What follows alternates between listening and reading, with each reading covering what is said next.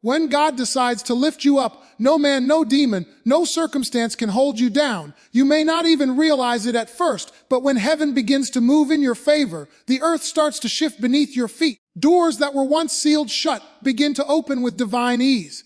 People who never noticed you suddenly start paying attention, and the very places where you were once rejected become the stages for your elevation. God's elevation doesn't happen overnight. It's a process of divine preparation, positioning, and power.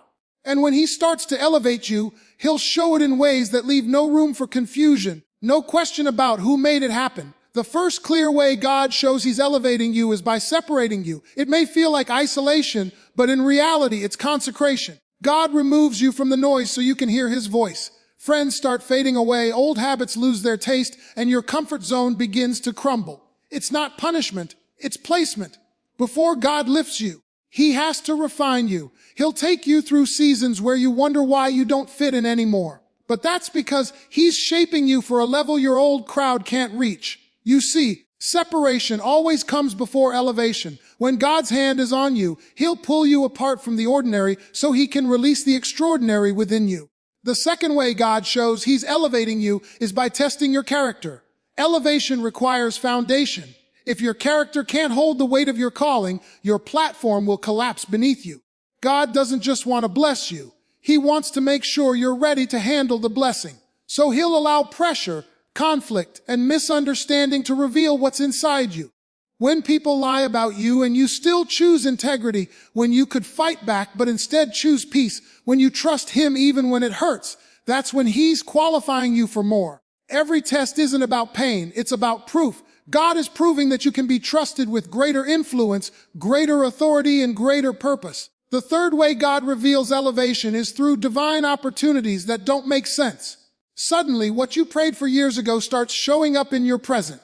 A meeting, a message, a moment. It may look random, but it's orchestrated by heaven. God will line up divine appointments where your preparation meets his timing.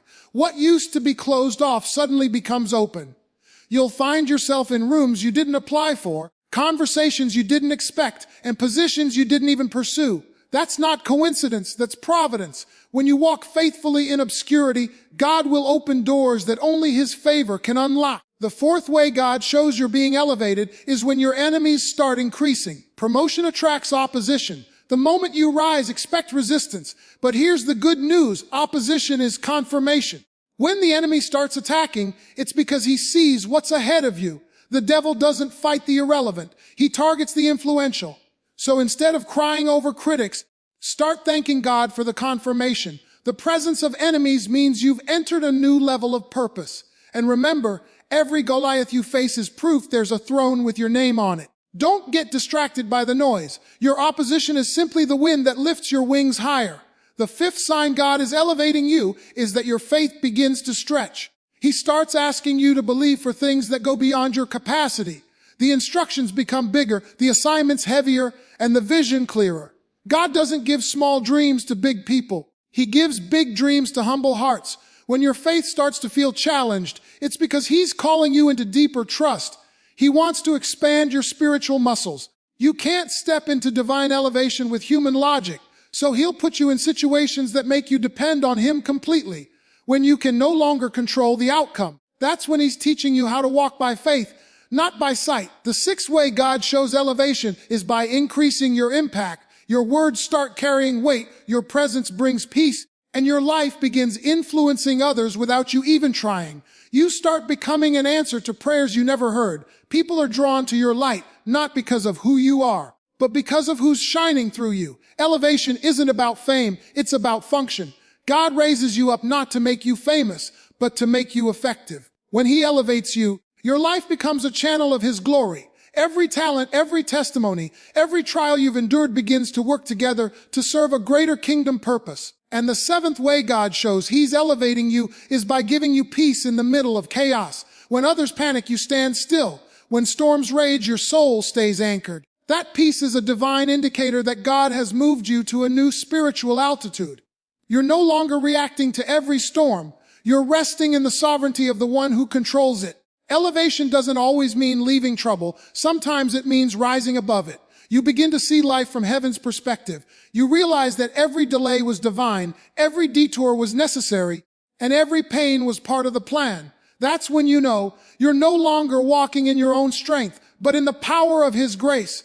When God elevates you, He doesn't just lift your position. He lifts your perception. He changes how you see yourself, how you see others, and how you see Him. Elevation is not about status. It's about spiritual stature. It's about becoming the person God always knew you could be. So if you find yourself in a season of separation, testing, or opposition, don't give up. Haven is preparing to introduce you to a higher dimension of purpose.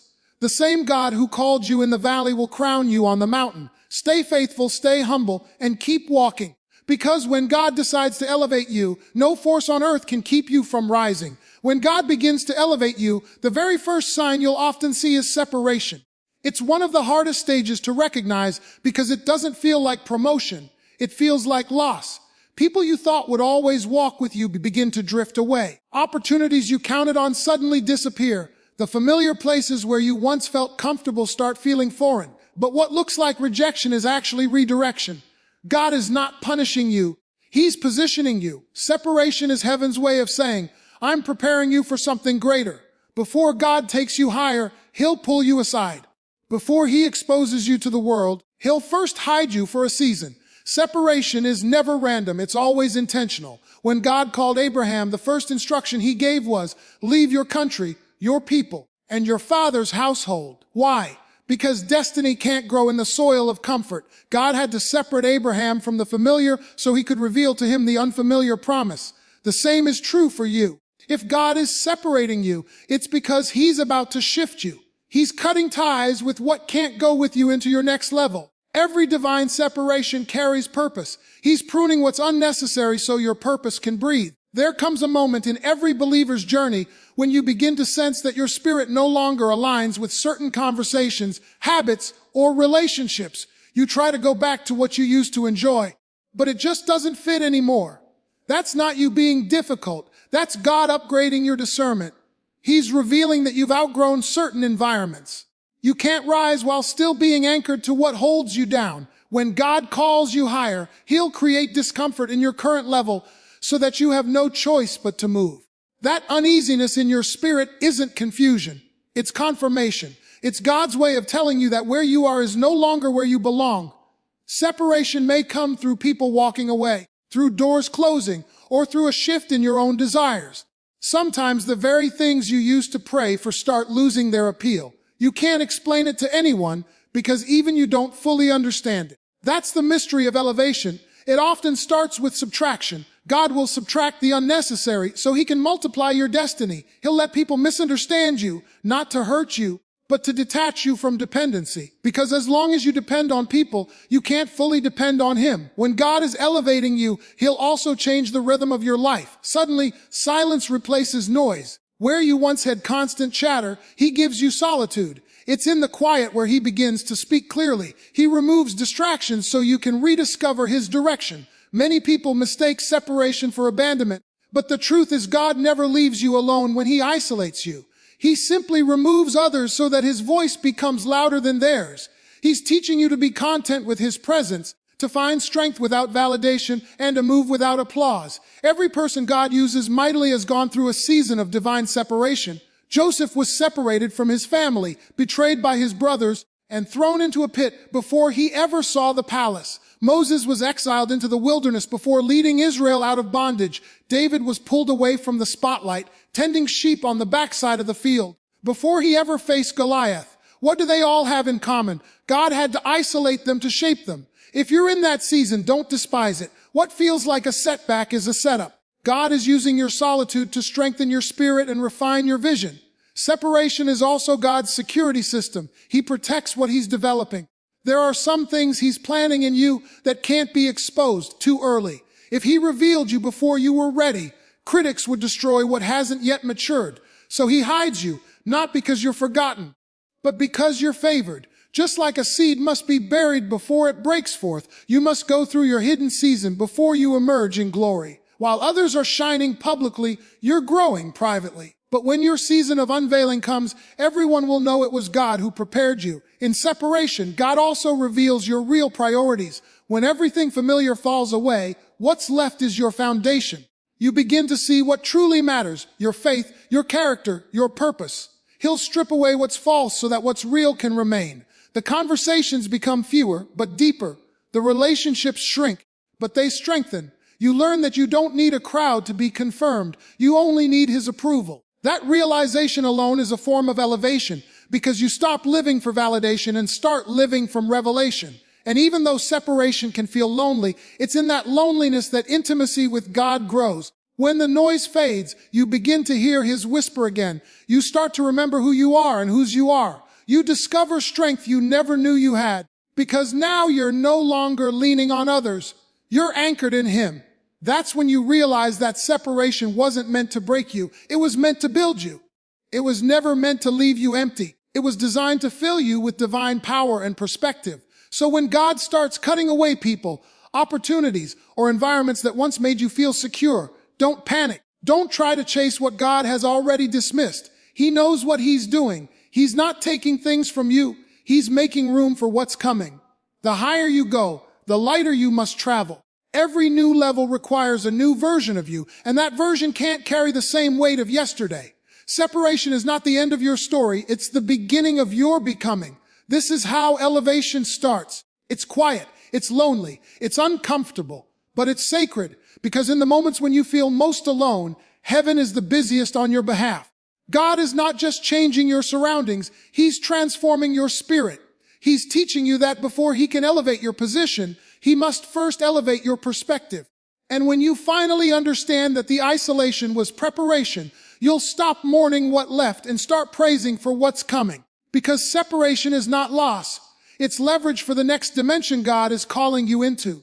When God begins to elevate you, one of the clearest signs you'll see is that he starts testing your character. It's not to destroy you, but to develop you. God knows that promotion without preparation is dangerous. He will never take you somewhere your integrity can't keep you. Before he increases your platform, he strengthens your foundation. He's not only interested in giving you the blessing, he's interested in molding the person who carries it. The greater your calling, the deeper the testing. Every test is a classroom where heaven evaluates whether your heart can handle what your mouth has prayed for. When God tests your character, he doesn't send you a warning or give you advance notice. He simply allows situations to unfold that reveal what's really inside you. You may face betrayal, misunderstanding, or unfair treatment. The test often comes disguised as trouble. But here's the truth. Trials are mirrors that reflect your inner reality. They show whether your faith is rooted in convenience or conviction. When people lie about you, do you retaliate or trust God to vindicate you? When doors close, do you lose faith or stay anchored in obedience?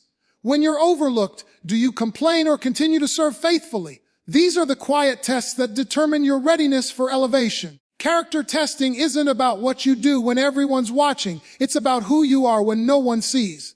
It's the private battles that shape your public destiny. Before God makes your name known, he'll make sure your name can be trusted. He's not looking for perfection. He's looking for purity of heart. You can't fake consistency with God. He knows your motives, your intentions, your secret thoughts. That's why he refines you like gold, through fire. The fire of testing doesn't destroy the gold. It removes the impurities. Every disappointment, delay, or denial is a refining flame. God is burning away pride, impatience, and self-reliance so that what remains is a vessel fit for his use. Consider Joseph. He dreamed of leadership and greatness, but before the crown ever touched his head, he was tested again and again. Betrayed by his brothers, falsely accused, forgotten in prison, each of those moments was a test of character. Would he grow bitter or better? Would he hold on to integrity or give in to compromise? Joseph passed every test not by his strength but by his faithfulness. When God finally elevated him, he was ready to carry the responsibility without resentment. The same pattern appears in your life. Your current testing ground is not a sign of abandonment but of advancement. God is testing whether your attitude can match your anointing. Character testing also reveals how well you can handle authority. Many want power, but few can handle it with humility. God tests you in small responsibilities to see how you'll act in greater ones. If you can't be faithful with little, you won't be trusted with much. Sometimes he'll keep you serving under people who don't recognize your potential. It's not punishment, it's preparation. He wants to see if you'll still give your best when no one applauds. If you can stay humble in obscurity, you'll stay grounded in success. Elevation requires servants' hearts, not self-centered ambition. And here's something many miss. God doesn't test your character when everything is going wrong. He also tests it when everything starts going right. Prosperity is often a greater test than pain. Can you stay grateful when life gets good? Can you keep honoring Him when your name is celebrated? Can you give glory to God instead of taking it for yourself? Some people can worship through storms, but forget Him in sunshine. True character remains steady in both seasons. When you can bless Him on the mountaintop the same way you did in the valley, you've passed a divine test. Another mark of character testing is how you respond to waiting. Nothing tests your patience like divine delay. God often promises elevation long before He reveals it. You see the vision, but the manifestation seems far away. It's easy to get frustrated, to force outcomes, or to compare your timeline to others. But waiting exposes motives. It shows whether you trust God's pace or your own plan. Delays aren't denials, they're diagnostics. They reveal if your faith is rooted in results or in relationship. When you can wait without complaining and serve without recognition, heaven takes notice. That's when God says, "Now I can trust you with more." God also uses people as instruments of testing. He'll allow you to deal with those who offend you, who misunderstand you, or who challenge your patience. These individuals are divine sandpaper, rough to touch but necessary to smooth your edges. You'll never truly know the strength of your forgiveness until you've been hurt. You'll never know your level of humility until you're overlooked. You'll never know your depth of love until you're betrayed.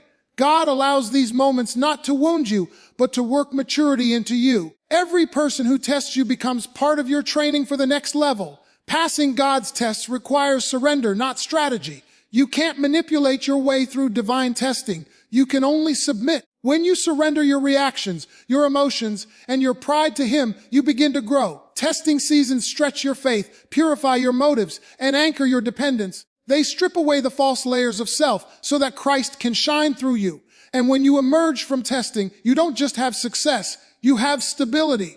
You don't just have favor, you have foundation. Sometimes you'll fail the test, but even that is grace. God doesn't disqualify you for failing. He reteaches the lesson until you learn it. The test will come back around, but this time you'll be wiser. You'll recognize what He was doing all along. You'll understand that every delay, every closed door, and every painful season was forming endurance in you. Because God is not interested in temporary elevation. He's shaping eternal character. So when your faith feels stretched, when life feels unfair, when everything you believe seems to be tested, remember this: it's evidence that God is investing in you. He disciplines those He loves, and He tests those He trusts. You wouldn't be tested if heaven didn't see something valuable inside you. Every test is a sign that you're next in line for something greater. Don't run from it. Let the fire refine you. Let the process perfect you. Because when you pass the test, you don't just get promotion. You become the kind of person who can sustain it. And that's the real elevation God is after. When God begins to elevate you, He often reveals it through divine opportunities that don't make sense. These are not the kinds of openings that come from human effort or strategic networking. They are moments that carry the fingerprints of heaven. You look at them and know deep within your spirit, I didn't make this happen. God did.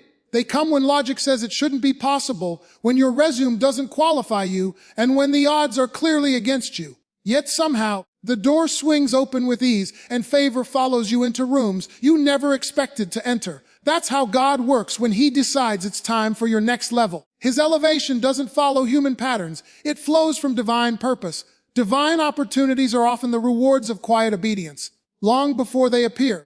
You've already been walking faithfully in hidden places. You've been showing up, doing your part, and staying committed even when no one was watching. Heaven has been watching the whole time. When God sees consistency in private, He releases opportunities in public. But here's the thing, divine opportunities rarely arrive in the form you expect. Sometimes they look too big, too risky, or too inconvenient. Sometimes they come wrapped in uncertainty, demanding that you trust God beyond your comfort zone.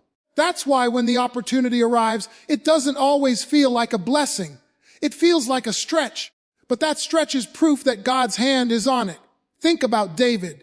When he went to deliver bread and cheese to his brothers on the battlefield, he wasn't looking for promotion. He was just being obedient. Yet that simple act of service became the doorway to his destiny. Standing before Goliath wasn't part of his plan, but it was part of God's.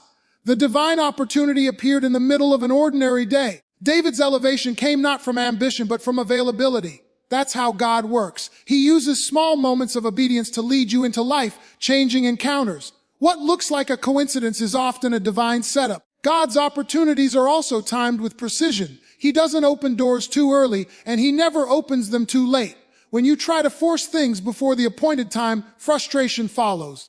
But when you wait for God's moment, everything aligns perfectly. You meet the right people, find yourself in the right place, and experience favor you couldn't have orchestrated. Timing is a key part of divine elevation. God has been aligning circumstances behind the scenes, preparing not just the blessing for you, but preparing you for the blessing. So when the opportunity comes, it's not luck, it's alignment. And yet, divine opportunities will always require faith. They will challenge your logic and stretch your capacity. God will often call you to step into something you don't feel qualified for because he wants you to rely on his strength, not your skill. When he called Moses, he didn't look for eloquence. He looked for obedience. When he called Peter to walk on water, he didn't wait until Peter felt ready. He simply said, "Come." Divine elevation demands a faith response. If you wait until you feel ready, you'll miss what God is doing. Every great move of God begins with one small step of faith. Sometimes divine opportunities appear in the form of problems. Goliath was a problem, but for David, he was a platform. Joseph's imprisonment was a problem, but it positioned him to meet Pharaoh. Esther's crisis was a problem, but it opened the door for her to become queen. The things that look like obstacles are often opportunities wearing disguises. When you face adversity, don't just see the problem. Ask God what he's preparing through it. Your greatest opportunity might be hiding behind your greatest challenge. Divine opportunities also bring divine opposition. When God opens a door, the enemy notices. Resistance rises because the devil knows what's at stake if you step through. But don't let the presence of resistance make you doubt the reality of the opportunity. In fact, the greater the resistance, the greater the purpose behind it. Every new level comes with a new battle, but every battle comes with a new blessing. When God elevates you, he doesn't promise it will be easy. He promises it will be worth it. The beauty of divine opportunities is that they don't depend on your background or connections. They depend on your willingness to move when God says move. You don't need to chase people when favor is chasing you. You don't need to manipulate doors when heaven is unlocking them. God can use one conversation, one encounter, one moment to shift your entire destiny. That's why it's so important to stay sensitive to his voice. If your heart is aligned with his will, you'll recognize his opportunities when they come. But if you're distracted by comparison, fear, or pride, you'll miss them. Elevation requires spiritual discernment, eyes that can see what others overlook. Divine opportunities are not about personal gain. They're about kingdom purpose.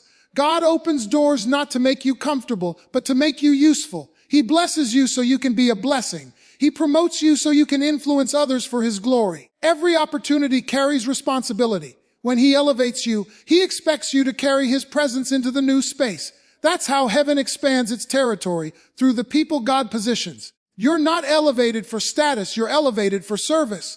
And when you step into a divine opportunity, you'll know it because peace will accompany it. Even if it feels scary, something inside you will whisper, "This is right." God's opportunities come with an unexplainable assurance that he's already gone before you. You may still face challenges, but deep down, you'll have confidence that this is part of his plan. That peace is the signature of heaven. It's God's way of saying, "I've prepared this for you. Walk through it." So when divine opportunities begin to appear, don't doubt them because they don't make sense. Don't talk yourself out of what you've been praying for. God's favor doesn't follow the logic of man. It flows according to his divine agenda. You may not feel qualified, but grace qualifies you. You may not feel ready, but his strength perfects your weakness. Every open door is an invitation to trust him more deeply. What looks impossible to you is simple for him. If doors are opening that you didn't knock on, if favor is finding you in unexpected places, if opportunities are arising that seem too big for your ability, that's not coincidence. That's God revealing that he's elevating you. You're stepping into a new dimension of purpose, and heaven is confirming it through favor that can't be explained. Walk through those doors boldly. You're not walking in your own name. You're walking under divine authority. And when you do, the world will know that only God could have written the story unfolding in your life. When God begins to elevate you, one of the surest signs is the sudden rise of opposition. The moment heaven announces your promotion, hell mobilizes its resistance. Every new level brings new devils. When you step into divine advancement, the enemy becomes uncomfortable because your rising threatens his territory. He doesn't mind when you stay stagnant or silent, but the moment you start walking in purpose, he sends distractions, accusations, and conflict to derail your focus. Don't misunderstand the resistance. It's not a sign that God has abandoned you. It's proof that he's positioning you. The presence of enemies is often confirmation that your elevation is near. It's easy to think that elevation should come with applause, but in God's kingdom, it usually comes with adversity. The same people who once celebrated you may start questioning you. The same circles that welcomed you may now whisper behind your back. Suddenly, rumors arise, critics appear, and misunderstandings multiply. But this is the way of spiritual growth. God allows resistance to refine your strength. Every attack becomes a tool in his hands to toughen your spirit. The higher you go, the thicker your skin must become.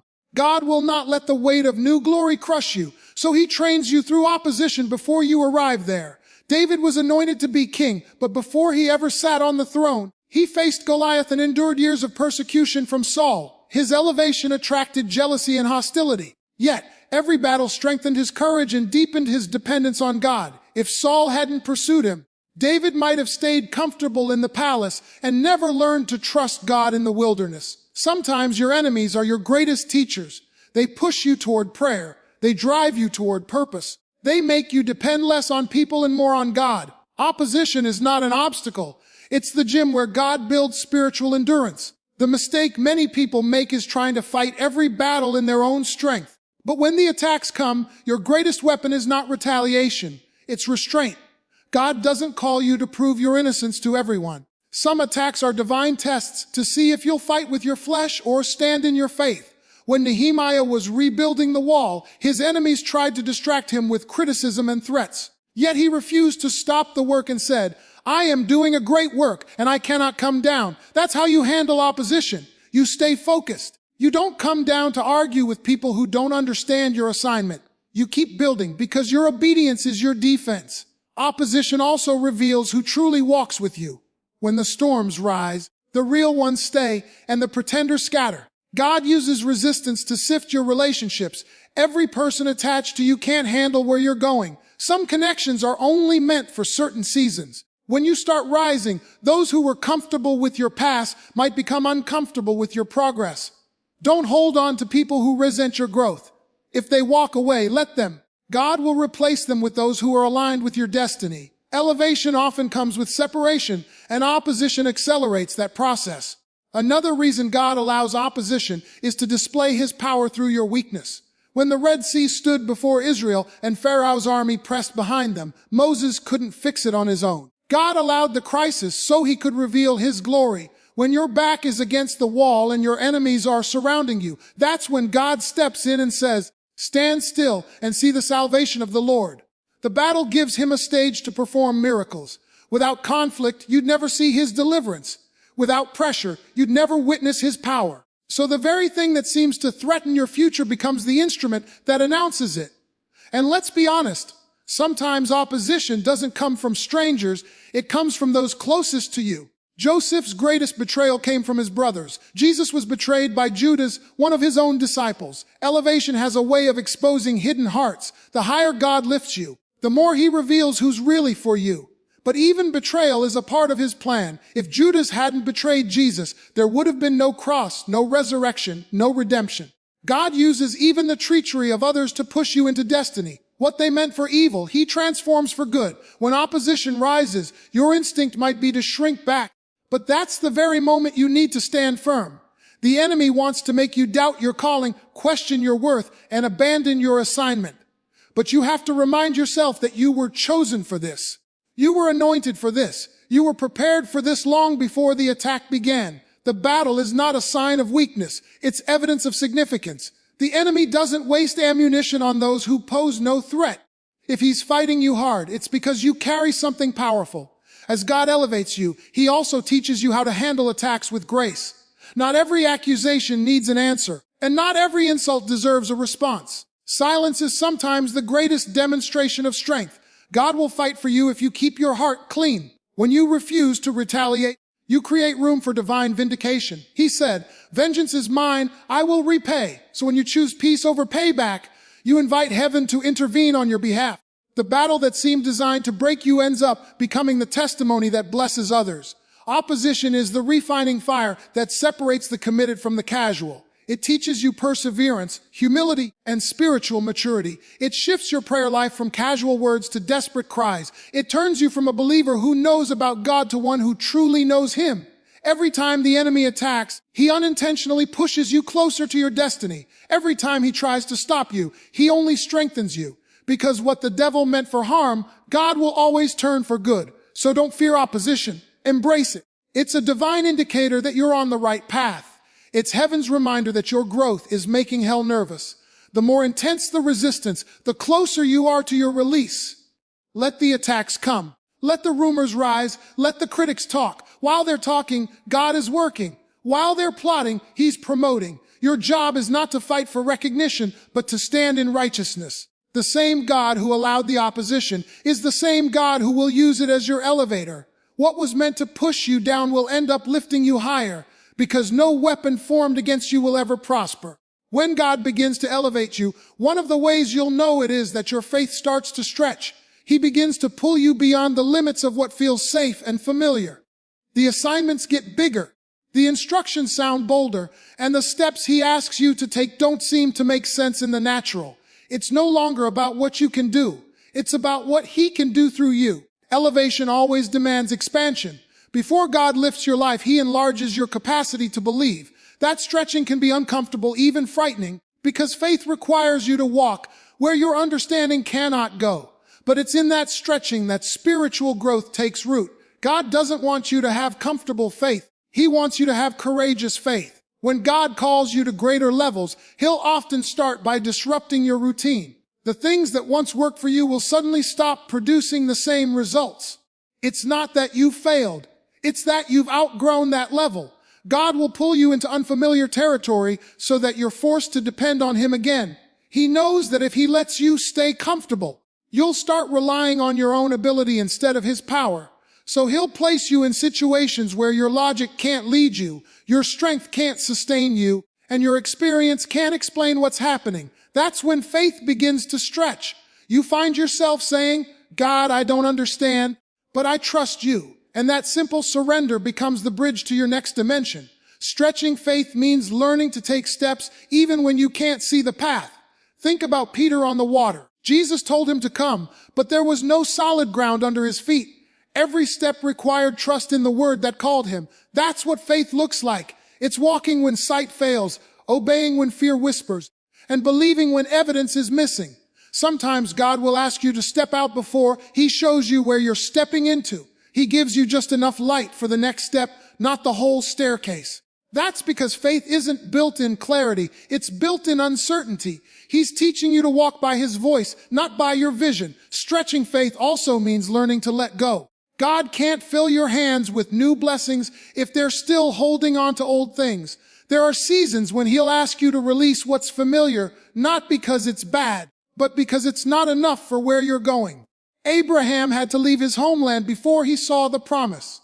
The disciples had to leave their nets before they became fishers of men. Faith means releasing control and trusting that God's plan is better than your plan. It's saying, "Lord, I don't know what's ahead, but I'll go where You lead."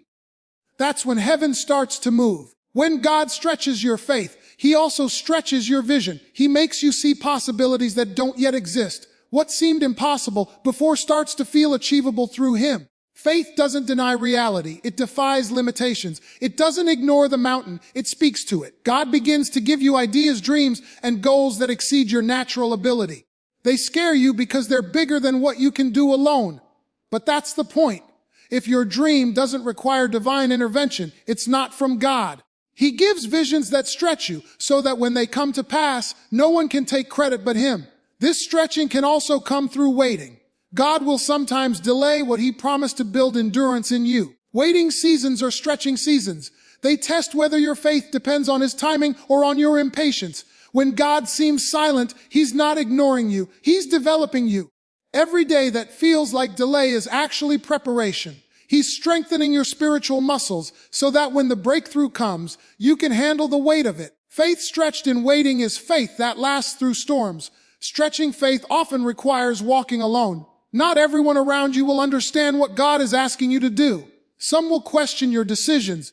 Others will doubt your vision. But when God speaks to you, He doesn't always explain it to everyone else. You can't wait for consensus when you've received a command. Faith means obeying even when others don't agree. Sometimes you have to move without applause, trust without evidence, and believe without support. God will test whether you're following His voice or people's opinions.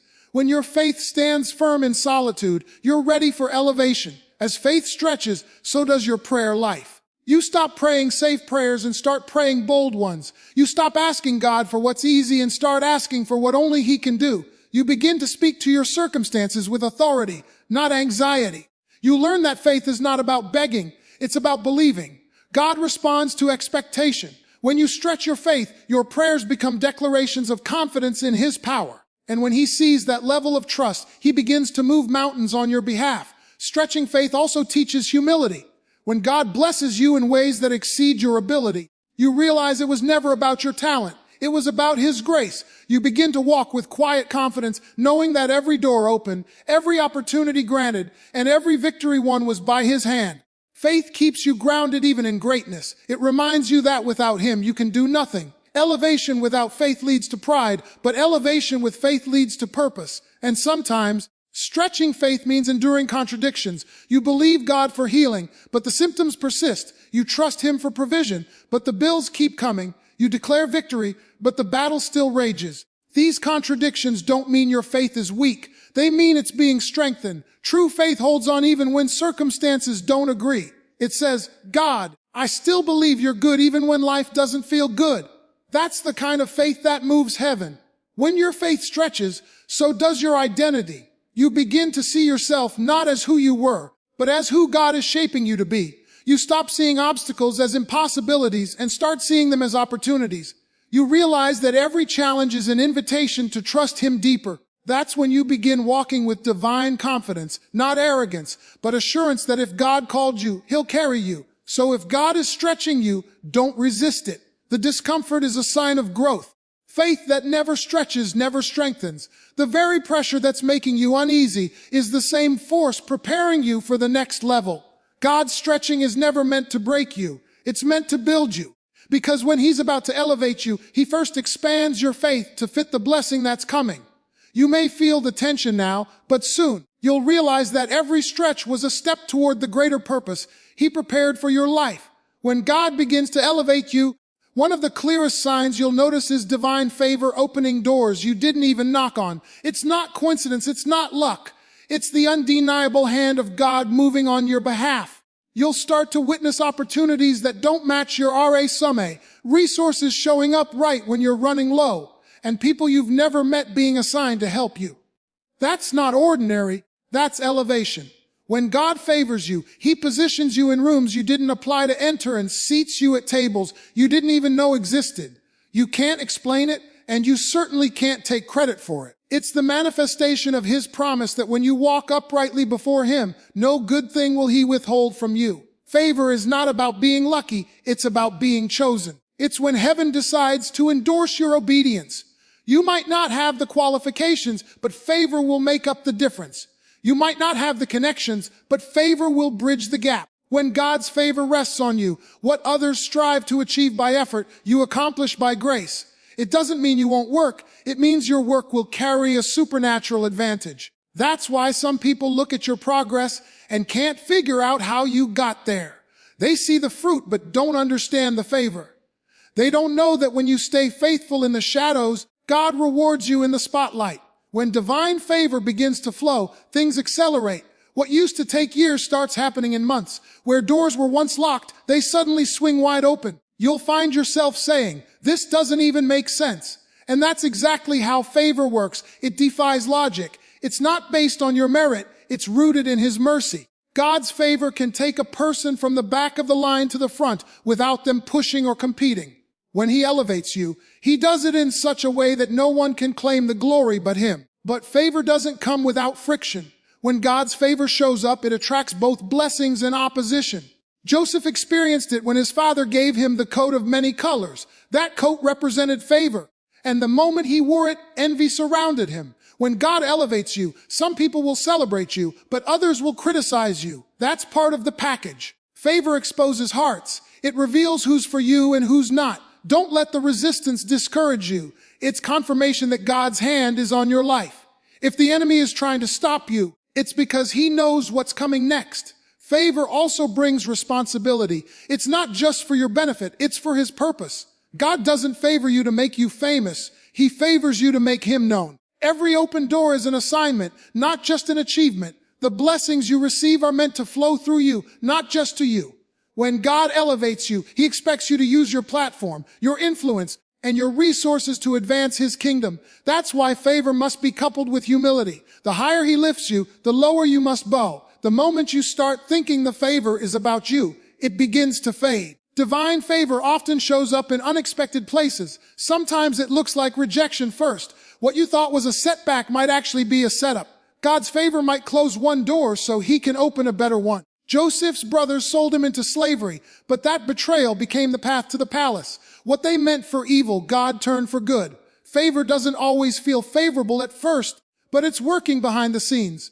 The pain, the confusion, the detours, all of it becomes part of the divine plan to position you exactly where God needs you to be. Another sign of divine favor is supernatural protection. When God's hand is on your life, there are traps you'll never see because he dismantled them before you arrived. There are attacks that didn't reach you because favor stood as your shield. You'll look back on moments and realize that could have destroyed me, but God covered me. Elevation doesn't mean exemption from trials, but it does mean divine covering in the midst of them. The enemy might come at you, but favor will keep you standing. Favor will also bring divine connections. God will align you with people who are assigned to accelerate your destiny. They'll open doors for you without expecting anything in return. They'll speak your name in rooms where your feet haven't yet stepped. That's not networking. It's heaven's arrangement. God knows how to place the right people at the right time in the right place. Some of these relationships will be temporary, others lifelong, but all of them will serve a purpose in your elevation. When favor is on your life, you don't have to chase opportunities. Opportunities start chasing you. And yet divine favor is not about material gain alone. It's about access. Access to wisdom, peace, insight, and divine timing. You begin to see what others overlook and understand what others can't discern. Favor sharpens your perception so you can make kingdom decisions. It grants you influence, not just for personal advancement, but for divine assignment. God's favor equips you to lead, to impact, to transform environments for his glory. It's not just about where you're going, it's about who you're becoming along the way. Sometimes, divine favor will even show up in the form of endurance. You'll have strength when others would have quit. You'll keep standing when everything around you tries to knock you down. That's favor too. The unseen grace that sustains you. It's what allows you to keep moving forward even when the outcome is uncertain. You may not always recognize it in the moment, but when you look back, you'll see that favor was carrying you when you thought you were walking alone. God's favor also manifests through divine timing. When he decides it's your season, no devil in hell, no policy, no person can block it. He'll shift circumstances, change minds, and align everything to make his word come to pass. You don't have to manipulate your way to the top. You just have to be faithful where you are. When it's your time, favor will find you. You won't have to fight for recognition. God himself will announce you. When you walk in divine favor, you begin to live with peace, even when everything around you looks uncertain. You know that God's got your back, that every step is ordered, and every closed door is for your protection. You stop striving and start trusting. You move with confidence, not arrogance, because you understand it's not about your might. It's about his mercy. Elevation by favor means you don't have to chase what's already been appointed to you. So when you see God opening doors that you didn't even touch, when he's bringing provision that you didn't plan for, when he's promoting you beyond what you imagined, don't question it. Embrace it. You're not lucky, you're chosen. You're not random, you're appointed. Favor is the evidence that heaven has signed off on your season of elevation. And when God's favor begins to move, there's not a force on earth that can stop what he has already set in motion. When God is elevating you, one of the clearest and most powerful signs is the increase of divine peace in your life. Not the kind of peace that comes from everything going right, but the kind that keeps you steady when everything seems to be falling apart. It's that calm assurance deep in your spirit that says, God's got this, even when your eyes can't see how. Elevation doesn't always come wrapped in comfort. Sometimes it comes in chaos. But the peace of God becomes the anchor that holds you together when everything else tries to shake you loose. It's a peace that makes no logical sense. A peace that surpasses understanding, because it's not built on circumstance, it's built on confidence in the one who controls all things. When God begins to lift you, He doesn't just promote your position, He matures your spirit. And one mark of spiritual maturity is the ability to stay calm in the storm. Before elevation, anxiety might have ruled you. Every delay felt like defeat. Every challenge looked like rejection. But when you step into God's next level, He stabilizes you from within. You stop reacting and start resting. You stop panicking over what you can't control and start trusting the one who never loses control. That peace isn't passivity, it's power. It's knowing that your future is already handled. Your enemies are already defeated, and your steps are already ordered. Divine peace doesn't mean problems disappear. It means problems no longer have permission to disrupt your spirit. It's the supernatural calm that shows up when the diagnosis is grim, the finances are tight, or the betrayal cuts deep. You still feel the pain, but you don't fall apart. You still face the fire, but you don't burn out, because there's something inside you whispering, "Be still." God is working behind the scenes. That's the peace of elevation, the peace that proves your trust is no longer in outcomes but in God's character. When God elevates you, He teaches you how to live above the noise. The world gets loud when you start rising. People will talk, critics will speculate, and opinions will fly, but peace gives you the ability to tune out distractions. You stop fighting every battle and start choosing which ones are worth your energy. Elevation requires discernment, and peace helps you protect it. When God gives you peace, He's also giving you focus. You begin to realize that not every invitation deserves your attention, not every argument deserves your voice, and not every accusation deserves a response. Peace becomes your strategy. Divine peace is not just an emotion, it's evidence of God's presence. You can't fake it, you can't buy it, you can't manipulate it. It's something that settles on your spirit when you've surrendered control to Him. It's what allows you to sleep while storms rage and to smile when doors close. It's the same peace Jesus had when He was in the boat with the disciples, asleep while the winds howled. They panicked, but He rested. That's what happens when you know who you are and whose you are. You rest while others react. And when you carry that kind of peace, you carry authority. You can speak peace. Be still, not only over your life, but into the lives of others. Peace is also a sign that you've healed from old battles.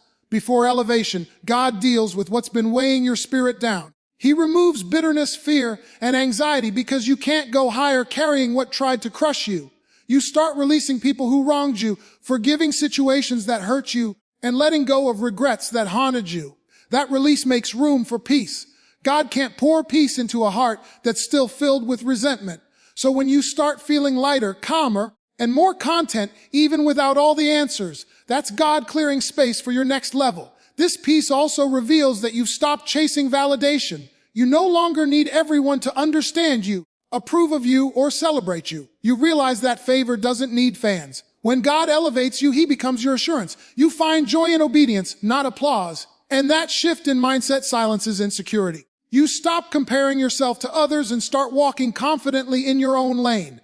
You don't have to compete because you're already complete in Him. That's divine peace.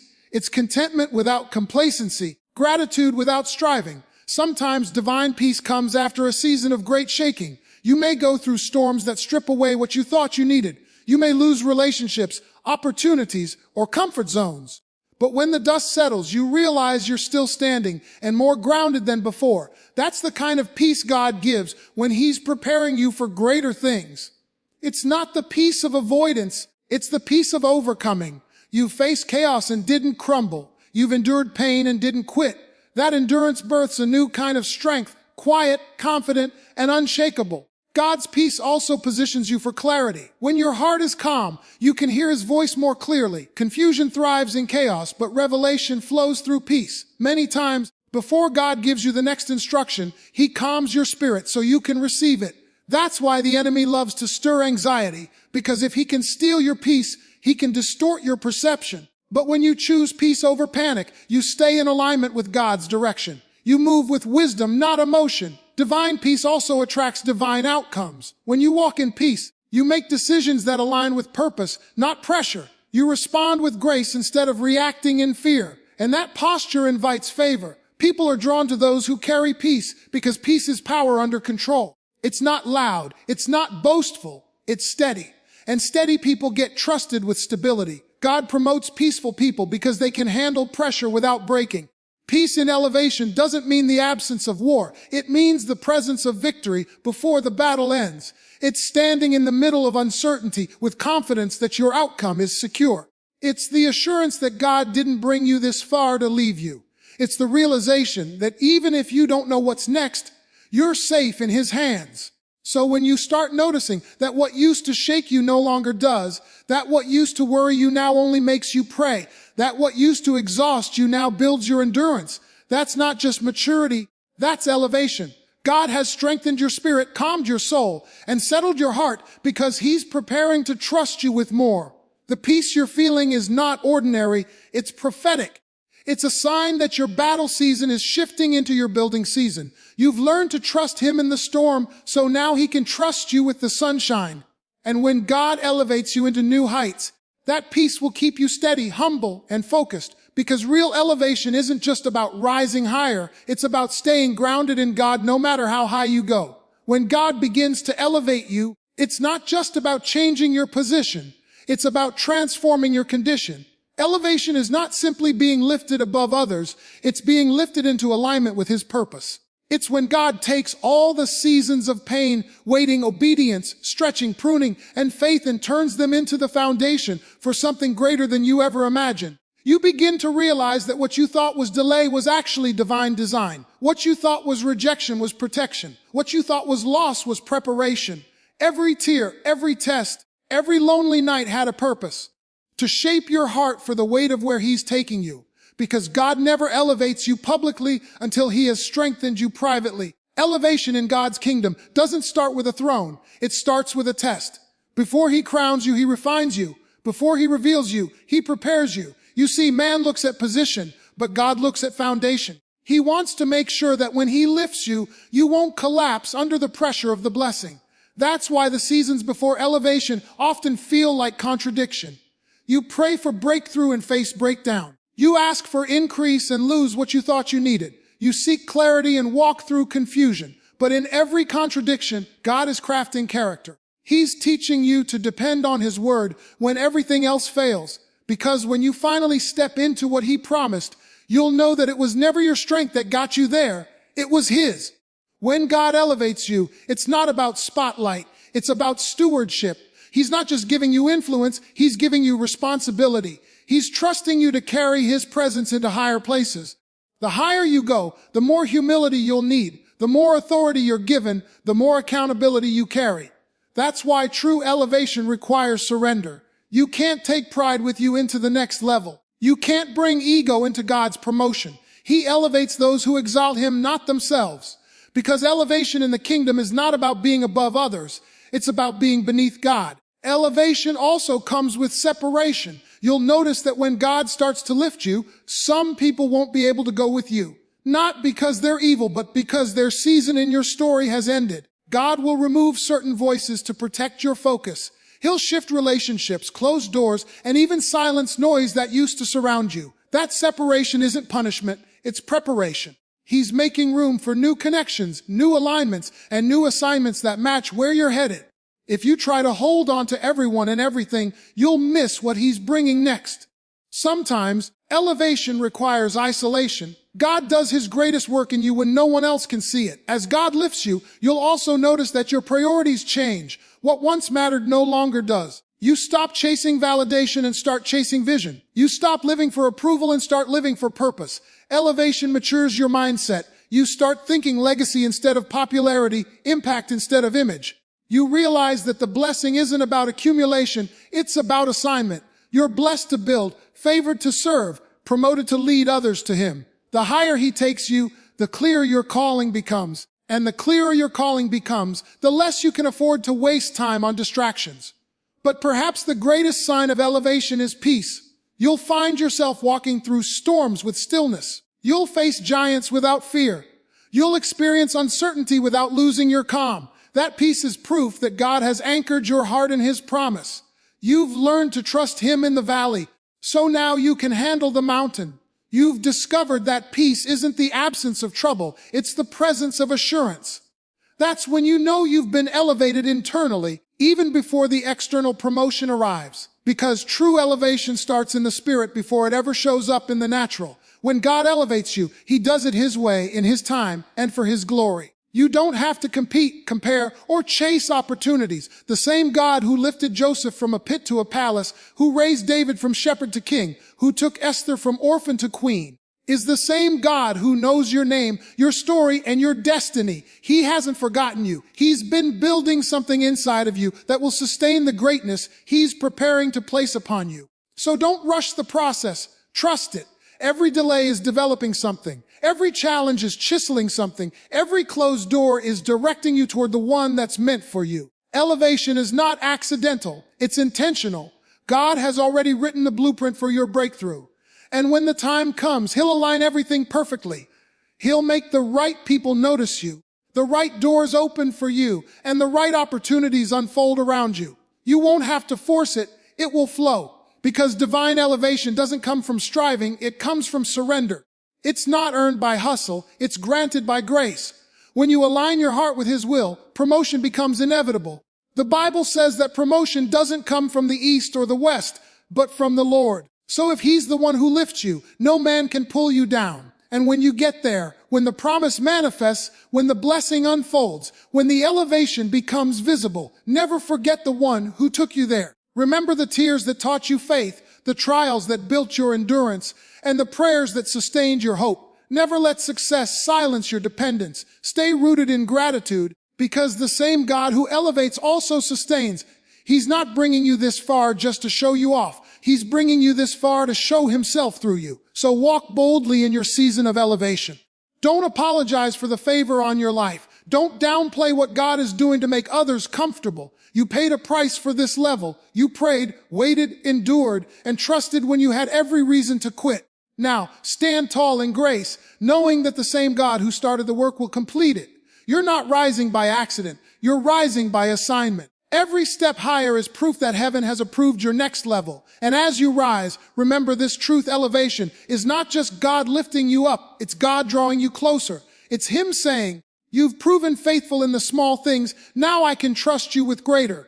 So walk with humility, lead with compassion, and move with confidence. Because when God elevates you, He's not just changing your scenery. He's revealing your destiny. And when you finally arrive at that place He prepared for you, you'll look back and see that every struggle, every storm, and every season was worth it. You'll realize He wasn't just taking you higher. He was making you stronger.